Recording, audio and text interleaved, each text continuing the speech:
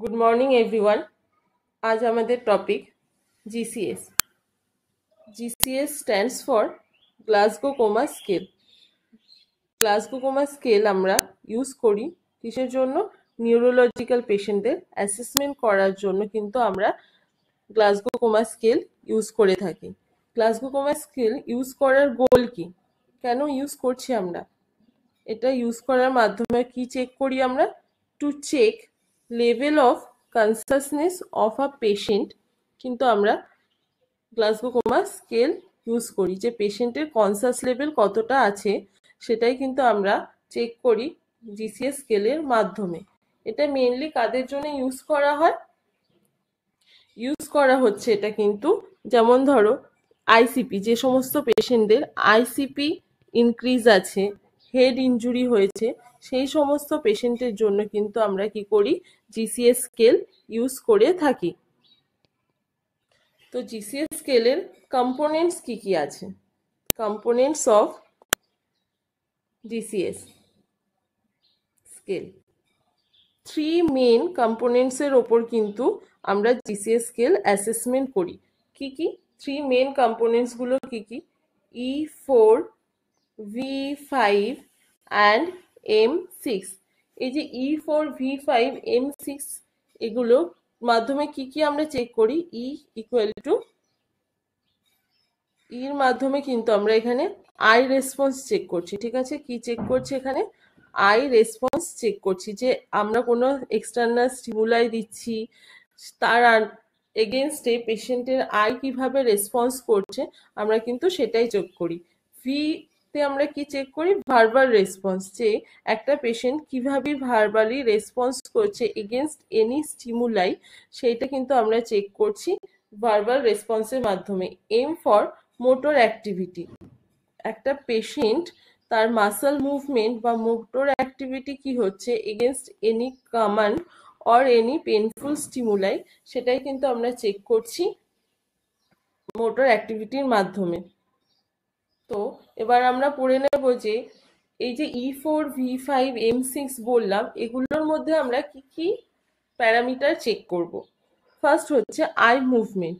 I মুভমেন্টের total score কত? Total score কিন্তু এখানে 4। কি কি চেক করি এখানে আমরা?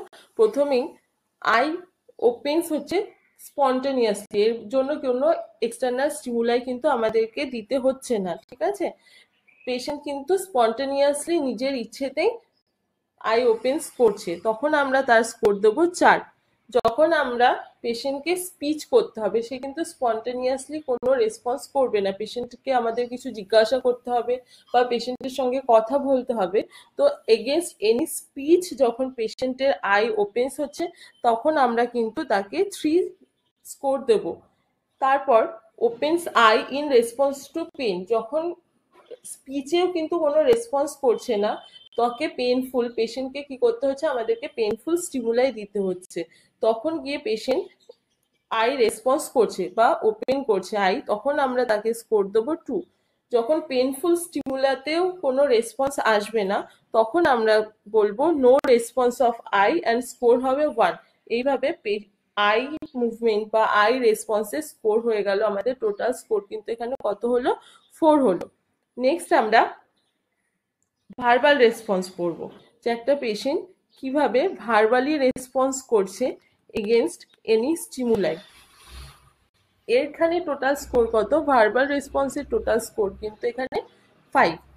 অ্যান্সার কারেক্টলি, বা পেশেন্ট যখন ওরিয়েন্টেড থাকবে, টাইম, প্লেস, পার্সন নিয়ে পেশেন্ট যখন ফুললি ওরিয়েন্টেড থাকে তখন কিন্তু আমরা তার স্কোর করি 5। ঠিক আছে, দেন ফুল সেন্টেন্স বাট কনফিউজ, এখানে পেশেন্টকে কিছু জিজ্ঞাসা করলে সে কিন্তু ফুল সেন্টেন্সে অ্যান্সার করবে, কিন্তু পেশেন্ট নিজে কনফিউজ থাকছে। ফার্স্টে কি হচ্ছে? ওরিয়েন্টেড থাকলে আমরা 5 স্কোর করব, কিন্তু এখানে কিন্তু পেশেন্ট কনফিউজড আছে, তখন আমরা কত স্কোর দেবো? 4 স্কোর দেবো। নেক্সট, এখানে কিন্তু পেশেন্ট কি করবে? ইনঅ্যাপ্রোপ্রিয়েট ওয়ার্ড বলবে, র্যান্ডামলি একটা কথা বলবে, যেটা কিন্তু কোনো আমরা যে কোশ্চেন করছি সেটার সঙ্গে রেলিভেন্ট হবে না। ইনঅ্যাপ্রোপ্রিয়েট ওয়ার্ড বলবে বা আনরিলেটেড ওয়ার্ডস বলবে, সেটা তখন আমরা কি করব? স্কোর দেবো তাকে 3। নেক্সট, এখানে ইনকম্প্রিহেন্সিবল সাউন্ড বের করবে পেশেন্ট। তখন এতক্ষণ পর্যন্ত পেশেন্ট কি করছিল, ভার্বালি রেসপন্স করছিল, কিন্তু এরপরে কিন্তু আর ভার্বালি রেসপন্স করবে না। এরপরে পেশেন্ট অদ্ভুত অদ্ভুত মুখে সাউন্ড বের করবে, যেমন গ্রোয়িং করবে, মোনিং করবে। তো তখন আমরা তার স্কোর দিচ্ছি তাকে 2। নেক্সট, পেশেন্ট আর কোনো রকম মুখে সাউন্ডও করবে না, পুরো ভার্বালি রেসপন্স এখানে 0। তো যখন কোনো রেসপন্স থাকছে না তখন আমরা তার স্কোর করছি 1। This is all about verbal response. Next কি আছে আমাদের, নেক্সট হচ্ছে মাসেল মুভমেন্ট বা মোটর রেসপন্স। একটা পেশেন্ট কি কিভাবে মোটর রেসপন্স করছে এগেনস্ট এনি কমান্ড। ঠিক আছে, আমরা যে কমান্ড করছি সেই কমান্ড অনুযায়ী ও কিভাবে রেসপন্স করছে, বা ও নিজে থেকে কিভাবে বডি মুভমেন্ট করছে, আমরা কিন্তু মোটর অ্যাক্টিভিটিতে বা মোটর রেসপন্সে সেটাই চেক করি। ফার্স্ট হচ্ছে এর টোটাল স্কোর কত। এখানে কিন্তু টোটাল স্কোর আমরা দিচ্ছি 6। টোটাল স্কোর কত এখানে 6। ফার্স্ট হচ্ছে ওবে মোটর কমান্ড। এখানে কি করছে পেশেন্ট, কিন্তু একটা পেশেন্টকে আমরা যে মুভমেন্ট করতে বলছি ও কিন্তু ক্যারি ফরওয়ার্ড করতে পারছে, তখন আমরা তাকে স্কোর করব 6। Response towards painful stimuli. এখানে কি হচ্ছে, আমরা পেশেন্টকে কোনো মুভমেন্ট করতে বলছি, সেই মুভমেন্টটা ও মানবে, ওবেস করবে, তার জন্য কিন্তু পেশেন্টকে আমাদের এখানে পেনফুল স্টিমুলাই দিতে হবে। সে নিজে থেকে করতে পারছে না, সেই রেসপন্সটা আউটকামটা পাওয়ার জন্য আমাদের এখানে পেশেন্টকে পেনফুল স্টিমুলাই দিতে হচ্ছে, তখন আমরা এখানে কিন্তু 5 স্কোর করব। এরপর কি হচ্ছে, উইথড্র করছে পেশেন্ট। আমরা যখন পেনফুল স্টিমুলাই দিচ্ছি, 5 এর ক্ষেত্রে কি হলো, যখন আমরা 5 স্কোর করছি পেনফুল স্টিমুলাই দিচ্ছি, আমরা কিন্তু সেই যে আউটকামটা চাইছি পেশেন্টের থেকে, যে মুভমেন্টটা আমরা চাইছি সেটা কিন্তু পাচ্ছি, কিন্তু এখানে পেশেন্ট উইথড্র করবে। এখানে কিন্তু আমরা যেটা চাইছি সেই আউটকামটা আমরা পাবো না, যে রেসপন্সটা চাইছি সেখানে এখানে পাবো না। তো ওরা উইথড্র করে নেবে নিজেদের, যেখানে আমরা পেনফুল স্টিমুলাই দেবো তখন আমরা স্কোর করবো তাকে 4। নেক্সট আসছি ডিকর্টিকেট পজিশন। এই যে ছবিটা দেখতে পাচ্ছ, এখানে কি হচ্ছে, পেশেন্ট অ্যাবনর্মালি নিজের বডি পার্ট গুলোকে ফ্লেক্স করে রেখেছে। ঠিক আছে, ডিকর্টিকেট পজিশনকে কিন্তু অ্যাবনর্মাল ফ্লেকশনও বলা হয়। তোমরা ছবিটা ভালো করে দেখো যে ও হাতগুলোকে কিভাবে নিজের বডির সঙ্গে অ্যাটাচ করে ফ্লেক্স করে রেখেছে। তো এটাকে বলা হয় অ্যাবনর্মাল ফ্লেকশন বা ডিকর্টিকেট পজিশন। এখানে নেক্সট ডিসেরিব্রেট পশ্চারিং। ডিসেরিব্রেট পশ্চারিং, এই যে এই ছবিটা দেখতে পাচ্ছ তোমরা, এখানে কি হচ্ছে, বডি পার্ট গুলোকে কিন্তু অ্যাবনর্মালি এক্সটেনশন করেছে, এখানে কিন্তু আর কিন্তু ফ্লেক্স করেনি। এটা কি করছে, এবার পেশেন্ট অ্যাবনর্মালি এক্সটেনশন করছে।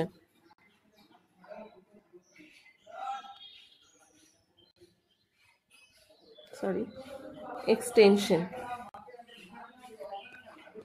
অ্যাবনর্মালি এক্সটেনশন করছে। ঠিক আছে, এই যে এক্সটেনশন, অ্যাবনর্মাল ফ্লেকশন বা অ্যাবনর্মাল এক্সটেনশন করছে, এই যে টার্মগুলো ডিকর্টিকেট পশ্চারিং বা ডিকর্টিকেট ডিসেরিব্রেট পশ্চারিং, এই টার্মগুলো কিন্তু এক্সামে খুব আসে, যে ডিসেরিব্রেট বা ডিকর্টিকেট পজিশনের স্কোর কত। তোমাদের কিন্তু মনে রাখতে হবে, ডিকর্টিকেট পশ্চারিং মানে হচ্ছে ফ্লেকশন অ্যান্ড ডিসেরিব্রেট পশ্চারিং হচ্ছে এক্সটেনশন। এর স্কোর হচ্ছে 2 অ্যান্ড ডিকর্টিকেটের স্কোর হচ্ছে 3। দেন যখন কোনো মুভমেন্ট থাকছে না, পেশেন্ট কোনো রকম আর মাসেল মুভমেন্ট করছে না, বডি অ্যাক্টিভিটি করছে না, যখন মাসেল রেসপন্স 0 হয়ে যাচ্ছে, তার স্কোর কত হচ্ছে আমাদের 1। তখন আমরা তাকে স্কোর করছি 1। নেক্সট হচ্ছে ইন্টারপ্রিটেশন। ইন্টারপ্রিটেশন করছি আমরা, যে এই যে আমরা নিউরোলজিক্যাল অ্যাসেসমেন্ট করছি, জিসিএস স্কোর দিচ্ছি, এই স্কোরগুলো দেওয়াতে ইন্টারপ্রেট করব যে কার কতটা এলো, তখন আমরা কাকে কোন ক্যাটাগরির আন্ডারে রাখবো। ফার্স্ট হচ্ছে মাইল্ড। যখনই টোটাল স্কোর আসবে 13 to 15 এর আন্ডারে, তখন আমরা বলবো মাইল্ড হেড ইঞ্জুরি হয়েছে। মডারেটে হচ্ছে 9 to 12 এর আন্ডারে আসলে পেশেন্ট মডারেট আন্ডারে পড়ছে। যখন লেস অর ইকুয়াল টু 8 আসছে, তখন কিন্তু পেশেন্ট হচ্ছে সিভিয়ার হয়ে যাচ্ছে, এবং আমরা সেটাকে বলি যে পেশেন্ট ইন কোমা। পেশেন্ট কিন্তু কোমার আন্ডারে চলে যাচ্ছে যখন সেটা 8 বা তার কম রেসপন্স আসছে। ঠিক আছে, এরপর মিনিমাম আর ম্যাক্সিমাম স্কোরটা কিন্তু মনে রাখতে হবে। Maximum score of GCS scale কত হচ্ছে 15 অ্যান্ড মিনিমাম স্কোর, এটা কিন্তু খুবই ইম্পর্টেন্ট যে জিসিএস এ মিনিমাম স্কোর কত, এটা কিন্তু এক্সামে আসে। মিনিমাম স্কোর কিন্তু 3। অনেকেই আমাদের অপশনে কি থাকবে, 3 থাকে, 1 থাকে, 2 থাকে, 0 থাকে। তো যখনই মিনিমাম বলে আমাদের মাথায় আসে যে 0 হবে, কিন্তু তখন আমরা কি করি, 0-তে টিক করে দিই। কিন্তু এটা নয়, এটা কখনোই নয়, মিনিমাম স্কোর কখনোই 0 হবে না। কারণ আমরা আগেই দেখলাম যে যখনই নো রেসপন্স আসছে, নো রেসপন্সের জন্য কিন্তু আমরা 1 করে স্কোর দিচ্ছি। তাহলে কখনোই কিন্তু মিনিমাম স্কোর 0 হতে পারবে না, সবসময় মিনিমাম স্কোর 3 হবে। আর একটা স্পেশাল নোট, যখন হচ্ছে কোনো পেশেন্টের আমরা জিসিএস স্কেল লিখব, ঠিক আছে, জিসিএস স্কেল লেখার জন্য কিন্তু আমরা ইন্ডিভিজুয়ালি স্কোরগুলোকে মেনশন করতে হবে। যেমন E3, V4, M5, ঠিক আছে, সরি,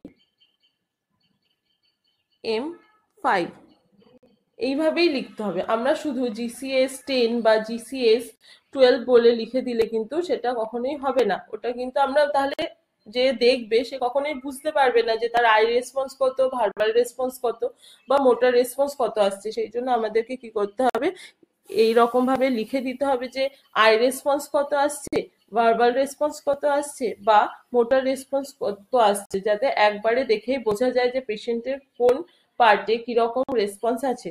তো এইভাবে কিন্তু আমাদেরকে লিখতে হবে যে E3, V4, M5 total GCS. যদি তোমরা লিখতে চাও পরে, পরে কিন্তু পাশে ছোট করে লিখতে পারো যে টোটাল জিসিএস এখানে টোটাল এলো 12। এইভাবে তোমরা লিখবে। তো this is all about GCS scale. তো তোমরা সবাই বলো যে তোমাদের ক্লাসটা কেমন লেগেছে। যদি কোনো প্রবলেম হয় অবশ্যই তোমরা কমেন্টে জানাবে, আমি সেইটা নিয়ে তোমাদেরকে অবশ্যই সেই ডাউটটা ক্লিয়ার করে